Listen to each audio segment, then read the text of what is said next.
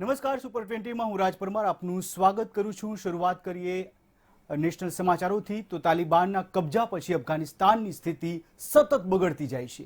ગુરુવારે સાંજે રાજધાની કાબુલમાં મોટી ઘટના બની છે।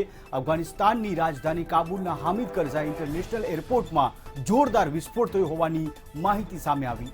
અમેરિકાના બે અધિકારીઓએ જણાવ્યું કે ગુરુવારે હામિદ કરઝાઈ ઇન્ટરનેશનલ એરપોર્ટમાં જોરદાર વિસ્ફોટ થયો, જેના થોડા સમય બાદ બીજો વિસ્ફોટ થયો। બ્રિટનના રક્ષા મંત્રાલયે બંને વિસ્ફોટની પુષ્ટિ કરી છે। ફોકસ ન્યૂઝના જણાવ્યા અનુસાર આ હુમલો આતંકી સંગઠન ISISએ કર્યો છે। CNNના અહેવાલ મુજબ અમેરિકાના રાષ્ટ્રપતિ જો બાઇડેનને હુમલાની જાણકારી આપવામાં આવી છે। અત્યાર સુધીમાં 3 અમેરિકી સૈનિક ઘાયલ થયા હોવાના પણ અહેવાલ છે। એરપોર્ટ પર સતત ફાયરિંગ થતું હોવાની સૂચના પણ મળી રહી છે।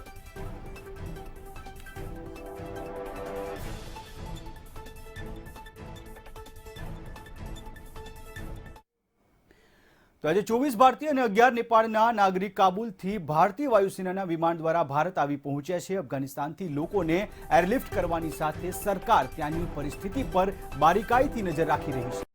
અત્યાર સુધીમાં અફઘાનિસ્તાનથી 800 લોકોને ભારત લાવવામાં આવી ચૂક્યા છે। ઇવેક્યુએશન મિશનથી સંકળાયેલા અધિકારીઓએ જણાવ્યું હતું કે 180થી વધુ લોકોને પરત લાવવા માટે એક યોજના તૈયાર કરવામાં આવી હતી, પરંતુ માત્ર 35 લોકોને એરલિફ્ટ કરી શકાયા હતા, કારણ કે બાકીના ભારતીય એરફોર્સના C-17 વિમાનમાં સવાર થવા માટે કાબુલ એરપોર્ટ પર પહોંચી શક્યા ન હતા। શહેરમાં તાલિબાન દ્વારા લાદવામાં આવેલી અનેક ચેકપોસ્ટ અને અન્ય પ્રતિબંધોને પગલે આ લોકો એરપોર્ટ પહોંચી શક્યા ન હતા।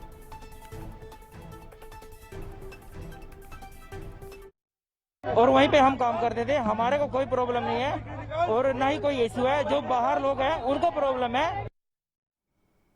તો અફઘાનિસ્તાન મુદ્દે ભારતનું શું છે વલણ, તેને લઈને સર્વપક્ષીય બેઠક બોલાવવામાં આવી હતી અને આજે નવી દિલ્હી ખાતે વિદેશ મંત્રી ડોક્ટર S જયશંકરે 31 રાજકીય પાર્ટીઓ સાથેની બેઠકમાં તમામ સવાલોનો જવાબ આપ્યો હતો। વિદેશ મંત્રાલયની ટીમે તમામ રાજકીય દળોના ફ્લોર લીડર્સને અફઘાનિસ્તાનની સ્થિતિની જાણકારી આપી હતી। की स्थिति, अफगानिस्तान की स्थिति तो देख रहे हैं। अभी इस सिचुएशन में जब वहाँ सिचुएशन सेटल डाउन नहीं हुआ, अगर आपके जो पॉलिसी आगे की पॉलिसी के सवाल जो हैं, आप इसमें आपको थोड़ा और पेशेंस दिखाना होगा। Calls at his level, the many other foreign minister calls at my level, so there will be a lot of activity on the Afghanistan front, but at the moment as I said our focus is on evacuation and the government is doing everything to ensure that we bring back our people. Thank you very much. संतुष्ट होना नहीं होने की बात नहीं, ये तो देश का मामला है और लोगों के हित में, देश के हित में हम एकजुट होकर काम करना है। अभी उन्होंने ये कहा कि भाई वेट एंड वॉच, एक इसका मतलब है कि अभी दूसरे देश का क्या रुख रहेगा, तालिबान के बारे में उनके क्या विचार रहेंगे, ये सब चीजें बाद में बताई जाएंगी। તો અફઘાનિસ્તાનની પરિસ્થિતિ પર સર્વપક્ષીય બેઠક બાદ વિવિધ પાર્ટીના નેતાઓએ પોતાની પ્રતિક્રિયા પણ આપી હતી। આ બેઠકમાં લોકસભામાં કોંગ્રેસના નેતા અધીર રંજન ચૌધરી, રાજ્યસભાના નેતા મલ્લિકાર્જુન ખડગે, એનસીપીના નેતા શરદ પવાર, ડીએમકેના TR બાલુ, પૂર્વ વડાપ્રધાન HD દેવેગૌડા, કેન્દ્રીય મંત્રી પિયુષ ગોયલ અને અનુપ્રિયા પટેલ પણ ઉપસ્થિત રહ્યા હતા। ભારત સરકારે કેટલું રોકાણ હાલ અફઘાનિસ્તાનમાં કરેલું છે અને તાલિબાનના શાસન બાદ ભારતને શું અસર થઈ શકે છે તે મુદ્દે રાજકીય પાર્ટીઓને ભારત સરકારે જવાબ આપ્યો હતો।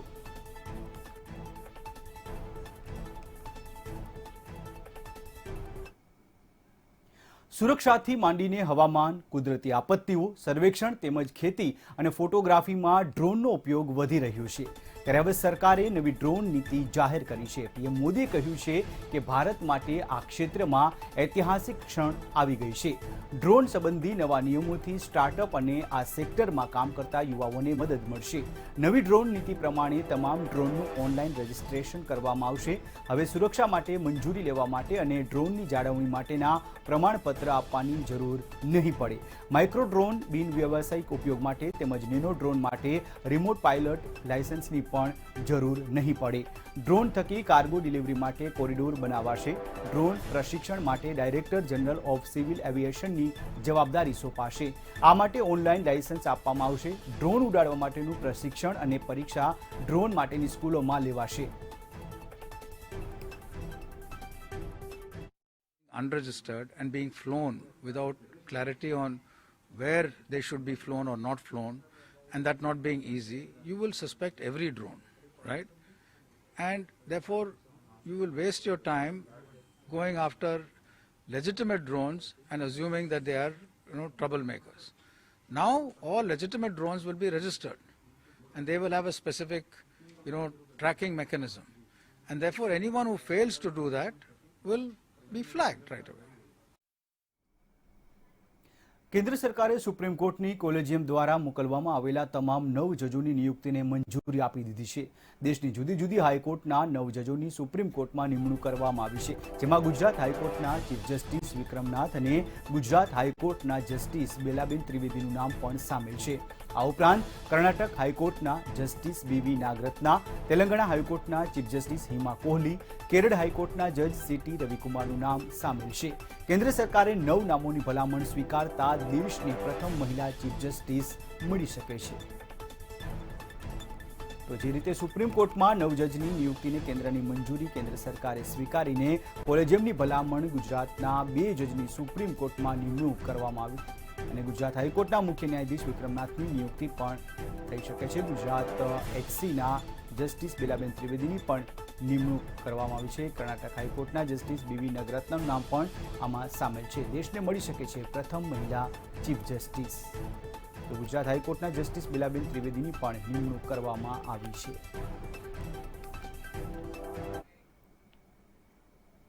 કેન્દ્ર સરકારે કહ્યું છે કે રસીકરણ છતાં માસ્ક લગાવવું જરૂરી છે, કેમ કે વેક્સિન સામે લડવામાં મદદરૂપ થાય છે, પરંતુ આ સંક્રમણથી સુરક્ષાની ગેરંટી નથી આપતું.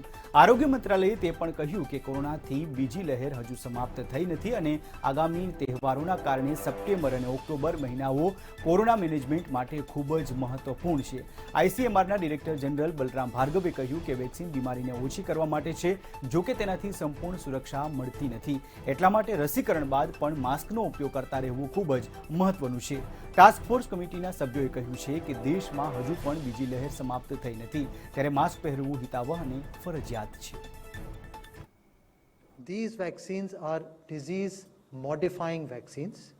They are not disease preventive vaccines, and therefore it is very important to continue to use the mask even after vaccination of 1 or 2 doses.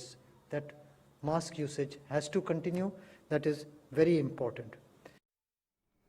Congress સાંસદ રાહુલ ગાંધીએ તેમની આગવી શૈલીમાં સરકારની ટીકા કરવાની સાથે એક તીરથી 2 નિશાન સાધ્યા છે.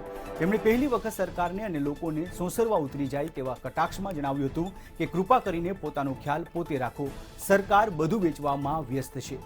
કોંગ્રેસના સાંસદ રાહુલ ગાંધીએ ફરીથી કેન્દ્ર સરકાર પર રાષ્ટ્રીય સંપત્તિના વેચાણનો આરોપ મૂકતા એક તીરથી 2 નિશાન સાધ્યા છે. દેશમાં એક બાજુએ કોવિડના મોરચે સ્થિતિ કથળી રહી છે અને રસીકરણની ગતિ ધીમી પડી રહી છે, જ્યારે બીજી બાજુ નાણાપ્રધાન નિર્મલા સીતારામન એસેટ મોનેટાઇઝેશનની ઘોષણા કરવામાં વ્યસ્ત છે. કોંગ્રેસના નેતા કમલનાથે પણ સરકારના પગલા પર આકરા પ્રહારો કર્યા હતા. ये जो वित्त मंत्री बदबुद्धि कहती है उनसे मैं नहीं उलझना चाहता, वो बेचारी क्या समझेगी.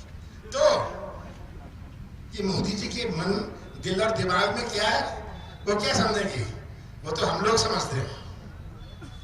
तो देश की संपत्ति बेचने चल रहे, रोज घोषणाएं करेंगे, वो लाख करोड़ से कम बात नहीं करते. 100 लाख करोड़, 20 लाख करोड़. अरे मोदी जी, आप तो वही मोदी जी हैं जो आपने कहा था 2 करोड़ नौजवानों को आप रोजगार देंगे. बच्चों, अपने साथियों से पूछना कितनों को रोजगार मिला. ये यही मोदी जी हैं 15 लाख की बात करते थे. ये यही मोदी जी हैं कहते थे किसानों को. પશ્ચિમ બંગાળમાં જોરદાર બહુમતી સાથે સત્તા પર આવેલા મમતા બેનર્જી માટે ખુરશીની ચિંતા અકબંધ છે. જો તે આગામી 71 દિવસમાં ધારાસભ્ય નહીં બને તો તેણે મુખ્યમંત્રી પદેથી રાજીનામું આપવું પડશે. આ જ કારણ છે કે તૃણમૂલ કોંગ્રેસે ફરી એકવાર ગુરુવારે ચૂંટણી પંચ પાસે જઈને અપીલ કરી કે રાજ્યમાં વહેલી તકે પેટા ચૂંટણી યોજવી જોઈએ. મમતા બેનર્જીએ મુખ્યમંત્રી રહેવા માટે 5 નવેમ્બર સુધીમાં વિધાનસભાના સભ્ય બનવું પડશે. ટીએમસીના નેતા સૌગત રોયની આગેવાની હેઠળ ટીએમસીનું એક પ્રતિનિધિ મંડળ ચૂંટણી પંચની કચેરીએ પહોંચ્યું હતું અને રાજ્યમાં વહેલી તકે પેટા ચૂંટણી યોજવાની માંગ કરી હતી. ટીએમસીએ આ પહેલા 2 વાર અરજી કરી છે અને મુખ્યમંત્રી મમતા બેનર્જીએ પણ રાજ્યમાં પેટા ચૂંટણી વિલંબ વગર યોજવાની ઘણી વખત માંગ કરી છે.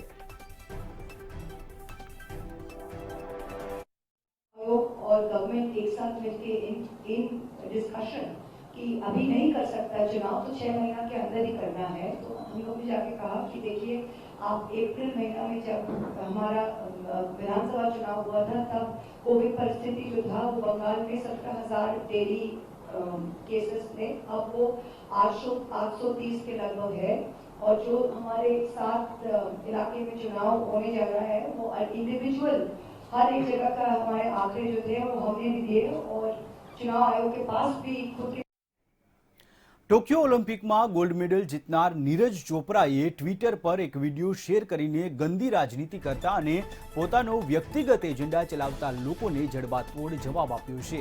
ઉલ્લેખનીય છે કે બુધવારના રોજ નીરજ ચોપરાએ એક ઇન્ટરવ્યુમાં ઓલિમ્પિક વખતની એક વાત શેર કરી હતી. નીરજે કહ્યું કે ફાઇનલ મેચમાં તેના પહેલા થ્રો અગાઉ પાકિસ્તાનના એથ્લીટ અરશદ નદીમ તેમનો જેવલિન લઈને ફરી રહ્યો હતો. નીરજે તેની પાસેથી પોતાનું જેવલિન લીધું અને પછી ગેમમાં ઉતર્યો હતો. સોશિયલ મીડિયા પર પાકિસ્તાની જેવલિન થ્રોવરને ટ્રોલ કરવા લાગ્યા હતા. જોકે નીરજે પોતાની સ્પષ્ટતામાં અરશદના વખાણ કર્યા હતા અને પાકિસ્તાનની જનતાને અપીલ કરી હતી કે નદીમને સપોર્ટ કરે. कि जो एक इंटरव्यू में मैंने कहा कि जो जेवलिन है पहले थ्रो करने से पहले मैंने अरशद नदीम जो पाकिस्तानी जेवलिन थ्रोअर है उससे जेवलिन ली तो उसका काफ़ी बड़ा मुद्दा बना दिया है जो कि एक बहुत ही सिंपल सी बात है कि हम जो हमारी पर्सनल जेवलिन होती है वो हम उसमें रखते हैं पर उसको सभी थ्रोअर उसको यूज़ कर सकते हैं, ये रूल है. तो बिल्कुल ऐसा उसमें कोई गलत नहीं है कि वो जेवलिन लेके वो प्रिपेयर कर रहा था अपनी थ्रो के लिए और मैंने अपनी थ्रो के लिए उसको मांगा. तो ये इतनी बड़ी बात नहीं है और मुझे काफ़ी दुख है कि जो इस बात को मेरा सहारा लेके एक इतना जो बड़ा है इसको मुद्दा बना रहे हैं. तो मैं आप सभी से यही विनती करता हूँ कि ऐसा ना करें. વાત કરીએ પ્રાદેશિક સમાચારોની તો લવ જેહાદના કાયદાના અમલીકરણ પર હાઈકોર્ટે લગાવેલી રોકને રાજ્ય સરકાર સુપ્રીમ કોર્ટમાં પડકારશે. પ્રદીપસિંહે કહ્યું કે આ બિલ રાજ્ય સરકારનો પોલિટિકલ એજન્ડા નથી. કેટલાક વિરોધી તત્વોએ આ કાયદાનું ખોટું અર્થઘટન કરીને હાઈકોર્ટમાં અરજી કરી હતી. હાઈકોર્ટે કાયદાના અમલીકરણ પર મનાઈ હુકમ આપ્યો જેથી હવે સુપ્રીમ કોર્ટના દ્વાર ખખડાવાશે. પ્રદીપસિંહે કહ્યું કે નામ અટક બદલીને હિન્દુ ધર્મના પ્રતીકોનો દુરુપયોગ કરીને દીકરીઓને લગ્ન કરવા ફસાવવાના હીન પ્રયાસોને રાજ્ય સરકાર ક્યારેય નહીં સાંખી લે.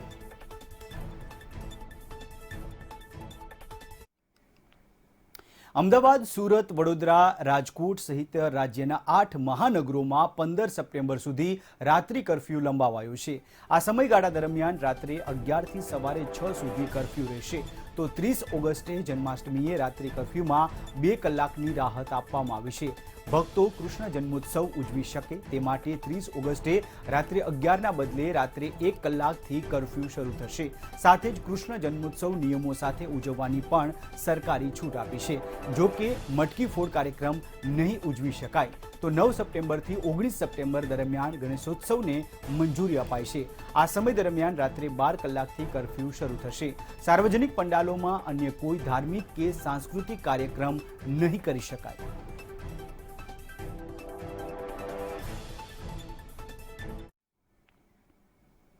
સાતમ આઠમના તહેવારને આડે હવે ગણતરીના જ દિવસો બાકી બચ્યા છે ત્યારે બીજી તરફ મોંઘવારી માજા મૂકી રહી હોય તે પ્રકારની પરિસ્થિતિ સામે આવી રહી છે. સિંગતેલના ભાવમાં છેલ્લા એક સપ્તાહમાં 40 થી 50 રૂપિયાનો વધારો થયો હોવાનું સામે આવ્યું છે.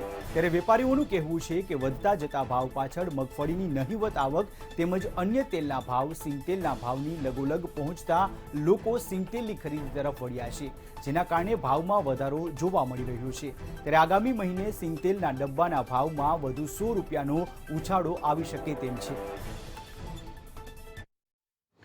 સિંગતેલની અંદર છેલ્લા 8 થી 10 દિવસની અંદર 40 થી 50 રૂપિયાનો ભાવ વધારો આવેલો છે. ભાવ વધારો થવાનું મુખ્ય કારણ જોવા જઈએ તો બીજા બધા તેલના ભાવ ઘણા બધા ઊંચા છે. કપાસિયા તેલના ભાવ પણ 2500 થી 2550 છે. સોયાબીનના ભાવ પણ એવા ભાવમાં ટ્રેડ કરી રહ્યા છે. એને કારણે ગ્રાહકોની ઘરાકી ફરીથી સિંગતેલ તરફ વળી છે. એને કારણે થોડોક ભાવ વધારો આવેલો છે. અને બીજું મુખ્ય કારણ જોવા જઈએ તો મગફળીની આવક અત્યારે સાવ ઝીરો છે. ગોંડલ યાર્ડ અને રાજકોટ યાર્ડની અંદર મગફળીની આવક સાવ આવી નથી રહી, અથવા તો યુપીની મગફળી પણ જે આપણે ત્યાં આવી રહી હતી એ પણ અત્યારે સાવ ઝીરો આવી રહી છે. અત્યારે ફક્ત મગફળીની અવેલેબિલિટી ગવર્મેન્ટ પાસે એટલે કે નાફેડ પાસે જ છે. અને મગફળીના ભાવ ખૂબ ઊંચા હોવાને કારણે અને ખોળના ભાવ છેલ્લા થોડા સમયમાં સારા એવા પ્રમાણમાં ઘટી ગયા હોવાને કારણે સિંગતેલની અંદર ભાવ વધારો આવેલો છે. પેટ્રોલ ડીઝલના ભાવ વધારાની વચ્ચે સીએનજી ગેસના ભાવમાં પણ વધારો થઈ રહ્યો છે. અમદાવાદમાં સીએનજી ગેસનો ભાવ 56.30 પૈસાએ પહોંચ્યો છે. ભાવ વધવાના કારણે અમદાવાદના 2 લાખથી વધુ રિક્ષાને સીધી અસર પડશે. પેટ્રોલ ડીઝલના વધતા ભાવના કારણે મધ્યમ વર્ગ લોકોની હાલત કફોડી બની છે.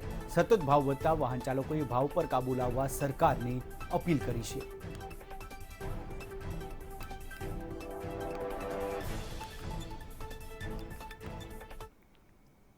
જામનગર એરપોર્ટ પરથી 2 નવી ફ્લાઇટનો પ્રારંભ થયો છે. જામનગરથી હૈદરાબાદ અને જામનગરથી બેંગ્લોરની ફ્લાઇટ શરૂ થઈ છે. જામનગર અને દેવભૂમિ દ્વારકા જિલ્લાના સાંસદ પૂનમબેન માડમના પ્રયાસ સાર્થક થયા છે. ફ્લાઇટ સપ્તાહમાં મંગળવાર, ગુરુવાર અને શનિવારે ઉડાન ભરશે.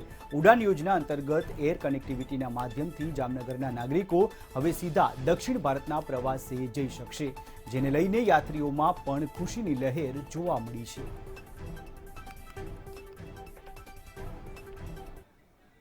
તાલિબાનોના ત્રાસમાંથી મુક્ત થઈને હેમખેમ ગુજરાતની ધરતી પર પરત ફરેલા ગુજરાતીએ પોતાની આપવીતી સંભળાવી. વલસાડના માલવણના રહીશ ઈશ્વર પટેલે કાબુલ એરપોર્ટ પર વિતાવેલી તે ક્ષણોની ચર્ચા કરી.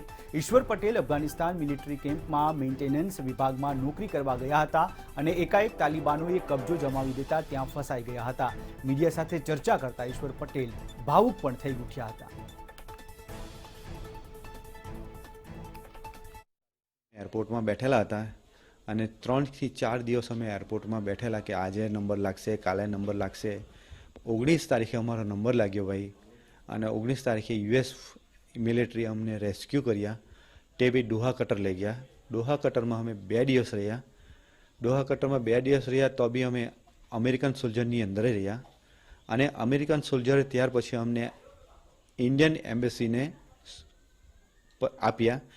તાનો નજારા ભાઈ જુઓ ને, પહેલાં તમને રડવું આવી જતું. પરિસ્થિતિ ભાઈ અમારી લાઈફમાં અમે કોઈ દિવસ જોયેલી નહીં. અમને મૂકવા એમ થતું કે અમારી ફેમિલીને મળીશું કે નહીં મળીશું. આવી હાલતમાં અમે ત્યાં હતા. અમે કોઈ 1 કલાક ઊંઘે, કોઈ 2 કલાક ઊંઘે, કોઈ ડિફેક્ટમાં કોઈ ખાવાનું લેવા જાય તો બધાના જોડે જ્યુસ લઈ આવે કે જે પ્લાસ્ટિકમાં આવે તો લઈ આવે ને બધા વેચીને. ચરોતર પ્રદેશના પ્રગતિશીલ ખેડૂતોને સન્માનિત કરવામાં આવ્યા છે. પરંપરાગત ખેતી કરીને નવી સિદ્ધિ પ્રાપ્ત કરનાર 20 જેટલા ખેડૂતોને સન્માનિત કરાયા. આ દરમિયાન ભાજપના કિસાન મોરચાના પ્રદેશ અધ્યક્ષ ઉપસ્થિત રહ્યા. સાથે જ જિલ્લાના સાંસદ, જિલ્લા પ્રમુખ, મહામંત્રી તેમજ આગેવાનો અને મોટી સંખ્યામાં કાર્યકરો પણ ઉપસ્થિત રહ્યા.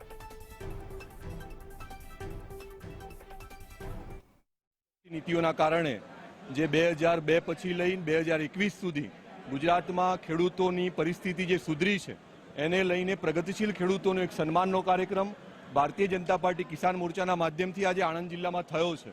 આવનારા સમયમાં આ પ્રગતિશીલ ખેડૂતોએ જે એક નવો રાહ ગામડાઓમાં ચીંધ્યો છે, એના માધ્યમથી સરકારની યોજનાઓનો લાભ લઈ બીજા ખેડૂતો પણ ખૂબ સારી ખેતી કરી શકે એ પ્રકારનું ઉદાહરણ પ્રસ્તુત થાય, એ માટે ભારતીય જનતા પાર્ટી કિસાન મોરચાએ પ્રગતિશીલ ખેડૂત સન્માન કાર્યક્રમ કર્યો હતો. કોરોનાની ત્રીજી લહેરને લઈને રાજકોટ જિલ્લાના 54 જેટલા પીએચસી સેન્ટરોમાં ઓક્સિજન કોન્સન્ટ્રેટરની કીટ આપવામાં આવી છે. જેતપુર તાલુકાના 4 પીએચસી અને 2 સીએચસી સેન્ટરો આવેલા છે અને અહીંના આ આરોગ્ય કેન્દ્રમાં પણ ઓક્સિજન કોન્સન્ટ્રેટરના મશીનો આપવામાં આવ્યા છે. સાથે સાથે ઓક્સિજનના સિલિન્ડર પણ આપવામાં આવ્યા છે. જેમાં જેતલસર ગામના આરોગ્ય કેન્દ્રમાં 3 જેટલા ઓક્સિજન કોન્સન્ટ્રેટર મૂકવામાં આવ્યા છે. સાથે સાથે આ ગ્રામ્ય કક્ષાના આરોગ્ય કેન્દ્ર ઉપર 6 જેટલા કોરોનાના બેડમાં ઓક્સિજન સાથેની સગવડતા સાથે પૂરતી તૈયારી કરવામાં આવી છે. સંભવિત ત્રીજી લહેરને અનુલક્ષીને સરકાર દ્વારા પૂરી તૈયારી અત્યારે થઈ ગઈ છે. જે સેકન્ડ વેવ વખતે આપણને ખ્યાલ છે કે જે ઓક્સિજનની જરૂરિયાત ઊભી થઈ હતી તેને ધ્યાને લઈને રાજ્ય સરકાર દ્વારા જિલ્લા પંચાયતના સભ્યોની ગ્રાન્ટ કે પીએમ કેર ફંડમાંથી દરેક પીએચસી અને અર્બન હેલ્થ સેન્ટરને અત્યારે 3 ઓક્સિજન કોન્સન્ટ્રેટર ફાળવેલ છે. જેતલસર ગામમાં અમારે જ્યારે કોરોનાની બીજી લહેર આવી ત્યારે ઘણા પેશન્ટોને હેરાન પરેશાન થવું પડતું હતું, પણ અત્યારે પીએચસી ઉપર સારી એવી સગવડ છે. 3 ઓક્સિજન મશીન મૂકેલા છે, 3 બેડ છે, ઓક્સીમીટર છે, તમામ સગવડ અહીંયા મળે છે. અને અમારે કોઈને બહાર હેરાન પરેશાન હવે થવું, ત્રીજી લહેરમાં હેરાન થવું પડશે નહીં. સ્ટાફ ખૂબ જ સારો છે, બધાને સારી એવી હૂંફ મળે છે અને બધાને સારી એવી સગવડ મળે છે. આથી અમે ઘણા જ ખુશ છીએ અને અમારે હવે કોઈને ક્યાંય હેરાન થવું પડશે નહીં. કચ્છ જિલ્લામાં કોરોના રસીકરણના અભિયાનને વેગ આપવા માટે 3 દિવસ સુધી મેગા ડ્રાઈવ યોજવામાં આવી છે, જેમાં કચ્છના 10 તાલુકાઓ અને 7 શહેરોમાં જુદા જુદા 400 સ્થળોએ રસીકરણની સેશન ગોઠવવામાં આવશે. આ મેગા ડ્રાઈવમાં કોવિશિલ્ડ અને કોવેક્સિન બંને રસી આપવામાં આવશે. બંને રસીનો પ્રથમ અને બીજો ડોઝ આપવામાં આવશે.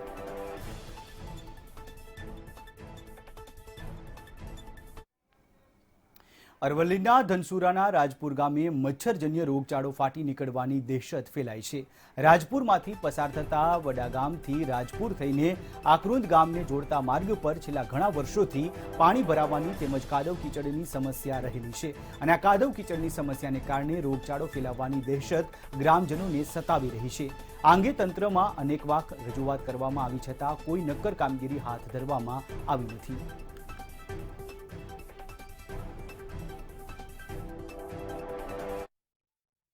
છેલ્લા ઘણા સમયથી આ જે રસ્તો દેખાય છે, આ મેઇન રસ્તો છે ગામમાં પ્રવેશવાનો, બરાબર. આની અંદર એટલી ગંદકી છે કે મચ્છરજન્ય રોગ ફાટી નીકળવાની તૈયારીઓ છે.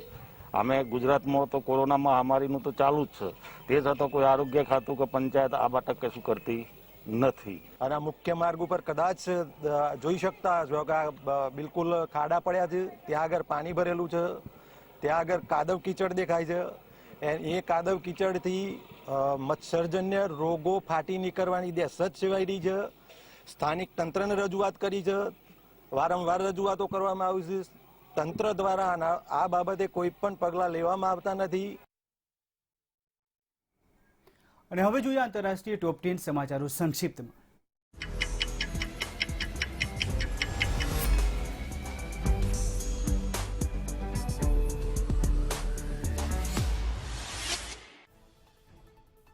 અફઘાનિસ્તાનમાં સરકાર બનાવવાની કોશિશમાં જુટેલા તાલિબાનીઓને મોટો ફટકો પડ્યો છે, જેમાં તઝાકિસ્તાન દ્વારા કહેવામાં આવ્યું કે ઉત્પીડનથી બનેલી કોઈપણ સરકારને માન્યતા નહીં આપવામાં આવે. અફઘાનિસ્તાનમાં 15મી ઓગસ્ટે ગની સરકારના પતન પછી 10 જ દિવસમાં કુલ 82,000 લોકોને ઇવેક્યુએટ કરવામાં આવ્યા. તો અમેરિકા પાસે હજુ પણ સત્તાવાર 6 દિવસ બાકી છે. પ્રતિદિન 20,000ની ગણતરીએ હજુ પણ 1.25 લાખ લોકોને ઇવેક્યુએટ કરવામાં આવી શકે છે. અમેરિકાના સચિવ એન્ટની બ્લિંકે કહ્યું કે અફઘાનિસ્તાનમાંથી હજુ પણ 1500 જેટલા અમેરિકન નાગરિકોનું ઇવેક્યુએશન બાકી છે. અમેરિકામાં સાયબર સિક્યોરિટી ચર્ચાનો મોટો મુદ્દો છે, ત્યારે પ્રેસિડેન્ટ બાઇડને ગૂગલ અને એપલ સહિતના ટોચની કંપનીઓના સીઈઓ સાથે આ અંગે બેઠક યોજી ચર્ચા કરી હતી. જર્મનીએ કહ્યું કે તાલિબાન એ વાતને સહમત થયું છે કે 31મી ઓગસ્ટ બાદ જ્યારે અમેરિકન સંપૂર્ણપણે પરત ફરે તે પછી પણ અફઘાન નાગરિકોને અફઘાનિસ્તાન છોડવું હશે તો જવા દેવાશે. જાપાને 16 લાખથી વધુ મોડર્ના વેક્સિનના જથ્થાને પાછો ખેંચી લીધો છે. આ જથ્થામાંથી વેક્સિનમાં કોઈ સમસ્યા આવી ગઈ હતી, જે બાદ આવો નિર્ણય લેવાયો છે. ન્યૂયોર્કના નવા નિમાયેલા ગવર્નર કોરોનાથી મૃતકાંકમાં અગાઉના શાસકોના આંકડામાં 12,000નો ઉમેરો કર્યો છે. ઈરાનમાં સતત બીજા દિવસે નવા કેસ 40,000ને પાર થઈ ગયા છે. કુલ કેસની રીતે ઈરાન આજે સ્પેનને પાછળ રાખી વિશ્વના ટોપ 10 રાષ્ટ્રોમાં એન્ટ્રી મારી લેશે. યુકેમાં છેલ્લા 24 કલાકમાં જ 35,000થી વધુ નવા કેસ નોંધાયા છે. યુકેમાં કુલ કેસ હવે 65 લાખને પાર થઈ ગયા છે. દુનિયાની સૌથી મોટી કન્ટેનર શિપ કંપની હવે દરિયાઈ પર્યાવરણને ધ્યાનમાં રાખી અને ઇથેનોલથી ચાલતા શિપ વસાવશે. કંપનીએ આવા 8 શિપનો ઓર્ડર આપ્યો છે.